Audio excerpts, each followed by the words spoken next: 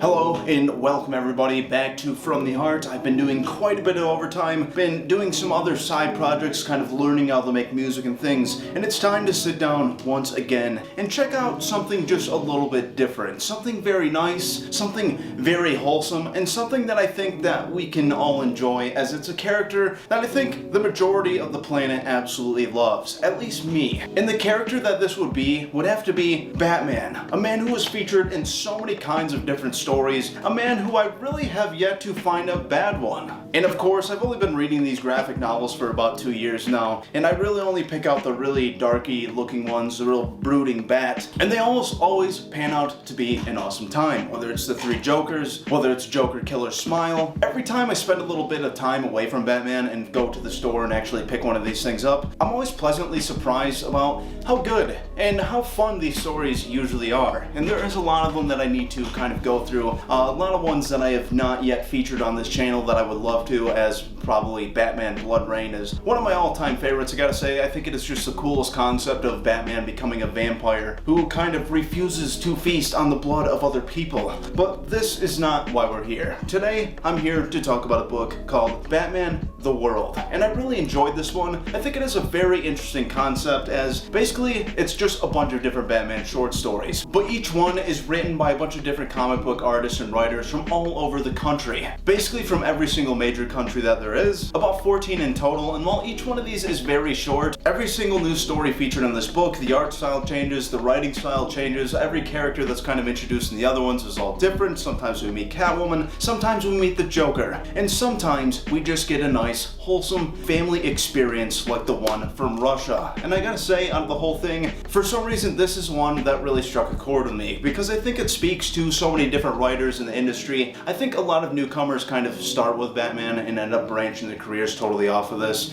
I'm pretty sure that's what James Tynion has done, as well as tons of them, alright? I couldn't list you names right now. I couldn't be that specific. But this is a story about a young boy who kind of goes out through his entire life just knowing about the mere mention of Batman, when his grandpa suddenly gives him a pen as a child, as he is an artist and he loves to draw. And on top of this pen is a little Batman action figure. And ever since then, him and his friends have been completely obsessed. And I thought it was just a very nice story, one that also kind of gives us a little bit of questions to be asked as to how old Batman is, as we will see this child go from a very young boy up into an old man kind of worried about the wrinkles in his eyes, and Batman is still out there kicking ass and throwing crime straight into the dumpster. I also got to give some honorable mentions in this thing. The first story is very good. It's kind of about Batman following Catwoman into Italy, I believe, or somewhere around that region, and stopping her from doing her little bank heist. And it actually turns out that Wonder Woman actually owns this art gallery. I got that all wrong. It's not a bank, it's an art gallery. And this story is mainly about how much Catwoman and Batman kind of love each other. Another very sweet one. There's a lot of other stories in here that are absolutely action-packed, the thing that most people want out of Batman, and they're also very good. The last one in here is featured in a manga art style, and I thought that was absolutely cool. We kind of get to see a samurai Batman. And the story before that is one that is more in kind of an anime style. And I just think it was really neat kind of experiencing all these different tales from all over the planet, and I think it is a great place to kind of get into Batman. So if you're kind of new to graphic novels, maybe go pick this thing up. I think it was about 20 bucks for this nice hardcover, and overall I thought it was just a very nice read. I read this thing in one sitting in a car ride up to my parents' house, very far away, as I made my little brother drive, so I specifically could read this book, and it was well worth it. And I told him all about it as he drove us the 3-hour length that it took us to get to our destination. And you know, he absolutely loves it when I tell him about every single different comic book that I'm reading, alright? He doesn't read them himself, but I can tell you firsthand that he loves it. But anyways, everybody, let's just jump right into this. Like I said, this is the story from Russia, and I think it is just a very heartwarming tale. And where this is going to begin is with an old man just kind of telling us his life story. During World War II, our family was evacuated, and Mom had to leave my stuff behind. Later, she taught me the importance of preserving everything. Consider things to be your mementos. You'll thank me later when you grow up, she said. Well, I was a good boy, and I did everything my mom told me to do. I kept mementos. As a kid, I used to draw those silly Ricky stick stick men. And on every sketch that I made, I wrote the word mama because, well, I didn't know any other words back then. I drew my family until Grandpa took me to the planetarium. Then I turned to outer space. Well, it was really just the one planet, Saturn. Quite obvious, I would think. Why draw boring planets? They don't even have rings around them. But then Saturn was eclipsed too. And yes, it was also thanks to my grandfather. You see, back then, he worked at the Foreign Trade Ministry, and one day, he brought me a present. And from this point onward, it's just going to show his grandpa handing him over this Batman pen. He begins to tell him that he knows that he likes to draw, and that surely this will kind of help him in his endeavors, and he basically just wants to keep pushing this urge in his son, as later on he kind of goes on to say that you need to do something with your life. You need to maybe go to college, you need to just continue to pursue your art, or you're just going to end up laying bricks. And this is something that struck me a little bit, alright? I took this a little bit personally, as that's what I do as a day job, but you know, a job is a job, pays well, does the things that I needed to do so I can do these things at home and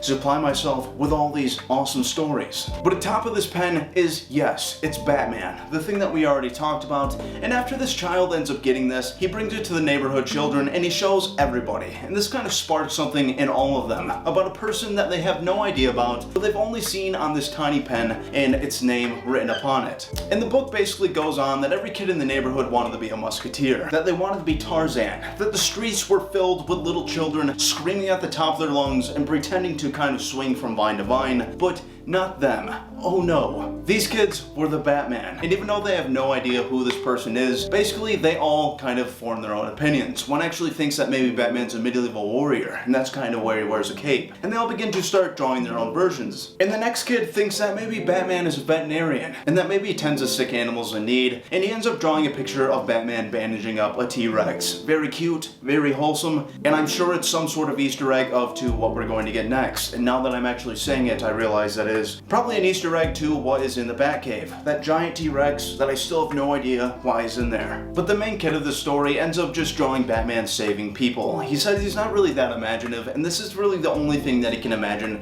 this Cape Crusader doing, is actually just rushing into burning buildings, pulling out families, stopping bank robberies, and he is obviously the one that is closest to the real deal. And from here, we will basically see this child's life moving ever forward, moving into adulthood as he leaves high school and he begins a new career path. Years passed. The former Batman flew away. Spreading throughout the country, I went to study in Moscow. Grandpa insisted. He said that I should go to university. Otherwise, I'd be stuck at some construction job laying bricks with no prospects.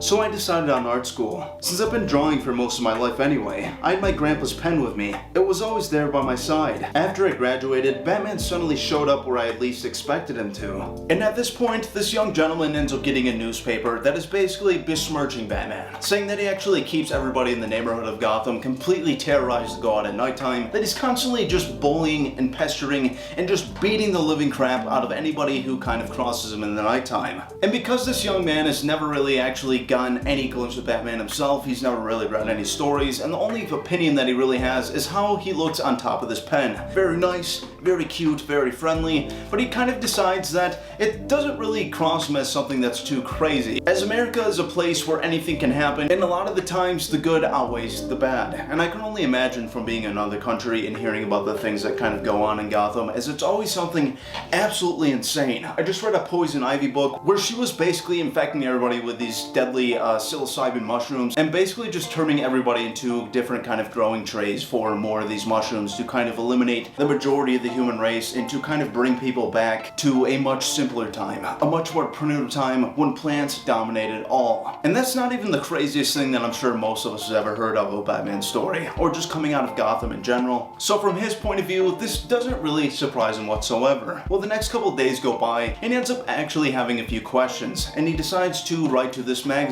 And as a few more days go by, the magazine actually releases another article. Somebody who is in complete defense of Batman, explaining that some people do need to wear a mask to do the job that they need to do. That letting everybody around you know about the good things that you're doing can actually sometimes lead to more greed, more hatred, and people just kind of wanting to stomp that light for absolutely no reason whatsoever. And once again, the image of Batman is saved in this young boy's mind. And it turns out the person that actually wrote this article is one of his good friends, one of the kids who actually thought that Batman Batman was a veterinarian, Kostya. And when they eventually meet up, they basically just kind of reminisce about all these times that they spent drawing Batman together, all these different kind of stories that they've heard, and basically the main character in the story gets a job at the magazine that this person writes for. And from then on out, he essentially gets to be the person who draws any kind of Batman in any kind of upcoming article, and his life is being propelled forward as our career is starting to kick off, but over the years to come, less and less of Batman is being heard, and he begins to draw other things. But time flew by, new eras came and went, characters died, returned, and evolved, and a Batman appeared less and less in my drawings. Not long before the death of one country and the birth of many new ones, Batman emerged again, and that was even more remarkable than I thought it would be. I can still picture that day, when I saw my face reflected in a train window, and for the first time in my life, I didn't recognize myself. The wrinkles at the corners of my mouth,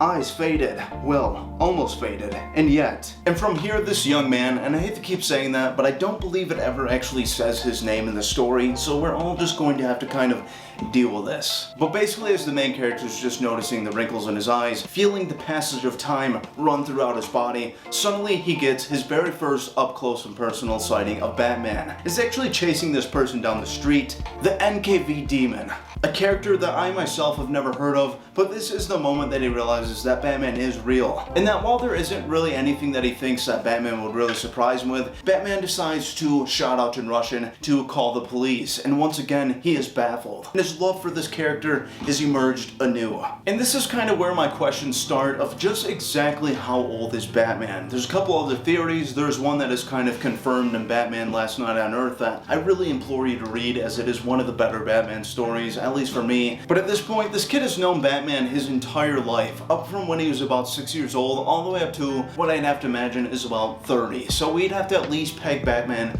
at like what? Like 56 at this point? I don't know if this is Frank Miller's version of Batman, or if maybe even it's just the immortal Batman that got to sit in Ra's al Ghul's regeneration pool. I have absolutely no idea. But after all this happens and the main character finally gets to see Batman for the first time, he kind of moves on with his life. And basically the Iron Curtain of Russia is open, and all these different news networks are kind of allowed in the country, and he begins to see all these different kind of stories about the Bat. And I kind of believe that what happens next is kind of just a play on all the different modern versions of Batman, all the very kind of dark and gritty stories that Batman has become over the years, the things that I enjoy so much, the things that I think you guys enjoy as well, as I really haven't like touched down to some of the really old Batman stories, when it was really campy, when it was about him and Robin just kind of karate chopping people in the neck and just doing the little Adam West shimmy and things like that. And I found this to be very interesting, as we begin to see Batman Blood Rain, where Batman is a vampire, and in the next panel we actually see Batman the Man Who Laughed, another one of my favorite stories. While it isn't like the best written thing ever, I think it is an incredibly fun one. It is a longer story that really takes you through a ride through the entire thing, between Joker, between this version of Batman that's slowly kind of turning into this weird maniacal version of a Joker and Batman at the same time, and also introducing Jim Gordon's son, who apparently has been a murderer this entire time, which I had never known until I actually read that book itself. But basically what the main character does is he decides that he doesn't really know Batman at all. Basically he's just had this image in his head his whole life, and the only time that I've seen him is once running through a train station for maybe a minute at the most. And once again he begins to just kind of move through his life, advancing his career, and eventually he gets an invitation to a Gotham art exhibition, a place that is kind of holding a little gallery for all these different political artists in the United States, and they eventually invite him himself. And when he gets there, he doesn't really think that there's going to be any kind of presence for him there. He just wants to kind of enjoy the city that he's heard about for so long, maybe get himself a little more glimpse of a Batman if he possibly can. But when he arrives, everybody just kind of swarms around him, and he's really shocked about the American people and how much they actually know about him, how much they actually appreciate his art, and overall it is just a great time. But this is a Batman story, and tragedy does need the strike. And a moment's notice, somebody breaks through the window, and they begin to kind of burn all these different paintings down, and is a supervillain that I personally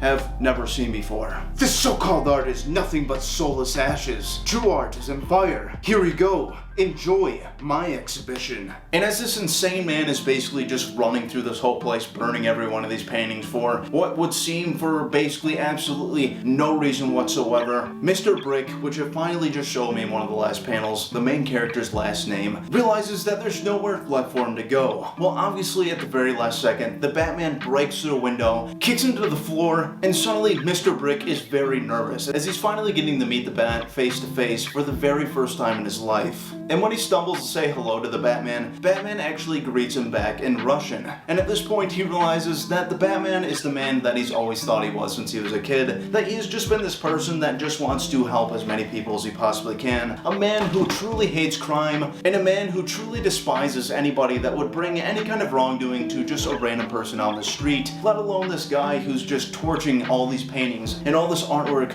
for no reason. And the last page or two of this story is just very wholesome, as he actually kind of wants to repeat the cycle. He wants to do what his grandfather did for him by kind of just ushering his young granddaughter into the art that she loves to do. When I saw him, my first thoughts were, hey, he's been saving people since I was a kid, but I don't see any wrinkles around his mouth. I don't see that faded look in his eyes. And how's that even possible? But then I just laughed, and it didn't matter at all. What mattered was that I got him right. Since I was a kid, I saw him for who he really was. And then it occurred to me, perhaps I should give my granddaughter the same present my grandfather once gave me. So I decided to bring her a friend who would always be there for her, one who could always support her in the years to come. But it looks like my granddaughter already found such a friend of her own. And as we're getting this little shot of this little girl holding up a Wonder Woman pencil, this is essentially the end of the story. And it's one that I hope you guys enjoy. Batman the World has some very good stories in it. Like I said, this is the most wholesome one in it. A lot more in this book is a lot more action-packed. It's a lot more fun. It's a lot less teary-eyed and like just being like, wow, what a sweet story. But overall, this is the one that really hit me in the feels, alright? I really enjoyed it. I really think the writer in this kind of put his own true personal experiences in this, or maybe I'm just reading far too into it. But I think it's just a very sweet story, a very honest story. But I think personally that it is one that Batman does deserve, as this man has created so much work for writers, authors, pencilers, inkers, all these different people in the comic book industry to kind of boot off their career, to actually kind of get started. And it really is kind of interesting to think of Batman as kind of a jumping off point, a place where people come to kind of start, and for some, a place where some people end their careers on. As Batman just has so much variety to him, the characters within have so much going on, and whether or not you're totally sick of hearing about Batman or the Penguin or the Riddler, there's just so many stories to be told from just this one character's universe, or at least just his city. So, like I said, I very much recommend that you go get Batman the World. It's only about 20 bucks and you get this nice hardcover, and it is a very fun read. It's something nice to just kind of sit on the couch, have a cup of coffee, listen to some awesome lo-fi of the sorts, and hopefully I'll be coming out with more of that in the future. We will see, alright? I put out 2 songs recently. I think they turned out pretty cool. I'm just starting to learn. I actually took an FL Studio class from a friend of mine, and it was a good experience, and it's definitely something that I want to get a little more into.